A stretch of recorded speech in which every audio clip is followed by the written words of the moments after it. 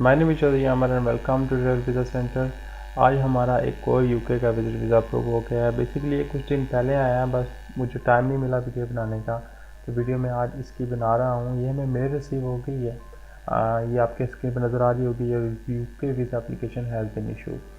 तो ये visa approve हो गया। अब इसकी प्रोफाइल की बात कर लेता हूँ कि इसकी प्रोफाइल पे हमने क्या क्या अटैच किया था। मैं पहले बता दूँ, ये पहले रिफ्यूज़ल थे और 2 रिफ्यूज़ल थे, और ये 2019 से ट्राई कर रहे थे और अपनी स्टेटमेंट एंड अपनी प्रोफाइल को स्ट्रॉन्ग बनाने की कोशिश करते हैं। इन्होंने दोनों दफ़ा अपने आप ही अप्लाई किया बाई सेल्फ, बट रिफ्यूज़ हो गया। और इस दफ़ा ये मेरे पास आए और मुझे अपनी सारी स्टोरी बताई, और मैंने इनके रिसेंट रिफ्यूज़ल भी रीड किए और मैंने देखा कि क्या गलतियाँ कर रहे थे, कि क्या वीज़ा एप्लीकेशन फॉर्म में मिस्टेक थी, क्या स्टेटमेंट में थी। फिर मैंने वैसे ही अकॉर्डिंगली इन्हें गाइड किया और इन्होंने वैसी ही स्टेटमेंट, वैसी ही प्रोफाइल बनाई और आज इन्हें वीज़ा मिल चुका है।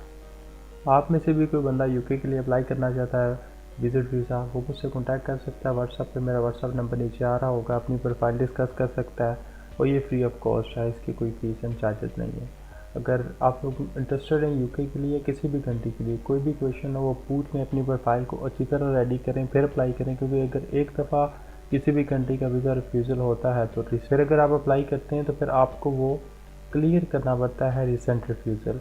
सो इसलिए आप जब भी अप्लाई करें अच्छी प्रोफाइल के साथ अप्लाई करें। ये ना हो कि गलत प्रोफाइल के साथ अप्लाई कर दें और फिर आपका वीज़ा रिफ्यूज़ हो जाए। तो इनकी प्रोफाइल को डिस्कस करते हैं कि इनकी प्रोफाइल कैसी थी।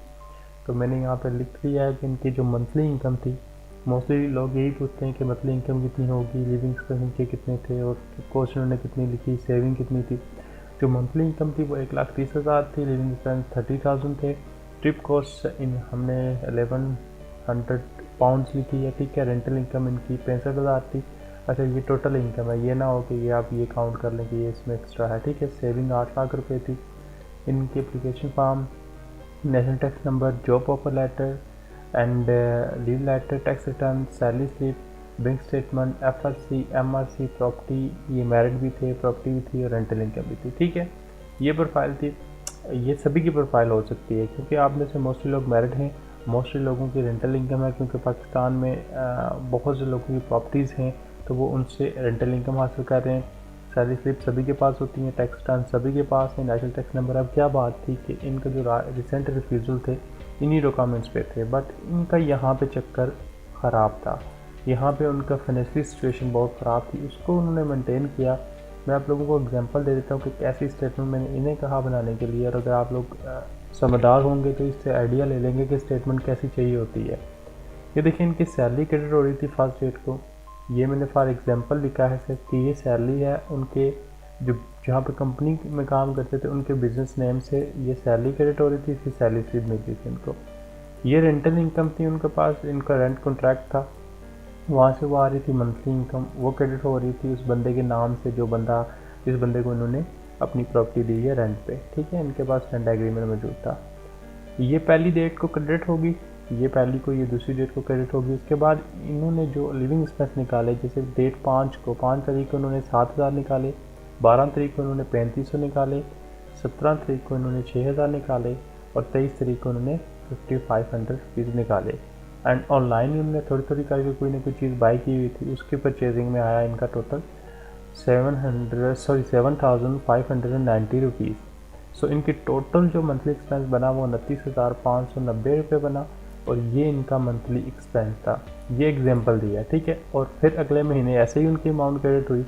इसके अलावा ना कोई उनके अकाउंट में अमाउंट आ रही थी, ना कोई बड़ी ट्रांजेक्शन थी, ना कोई और चीज़ थी।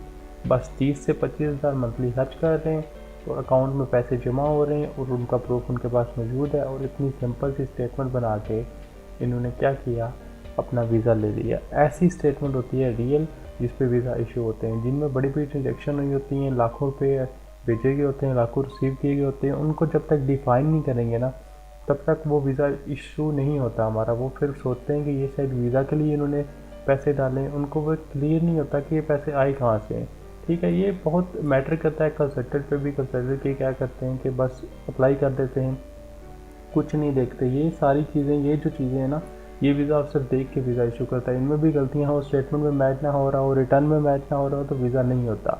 और सबसे मेन चीज़ है कवर लेटर जो कैसी लिखी गई है, उसमें पर्पज़ ऑफ विज़िट कैसा क्लियर किया गया, उसमें आपकी फाइनेंशियल टाइप को कैसे शो किया गया है, आपको पाकिस्तान में कैसे दिखाया गया है, आपकी लिविंग एक्सपेंस मंथली इनकम को कैसे डिफ़ाइन किया गया, उसके बाद जो चीज़ें जो प्रूफ लगाएं उनको कैसे डिफ़ाइन किया गया है। तो ये कवर लेटर बहुत मैटर करता है किसी भी वीज़ा के लिए।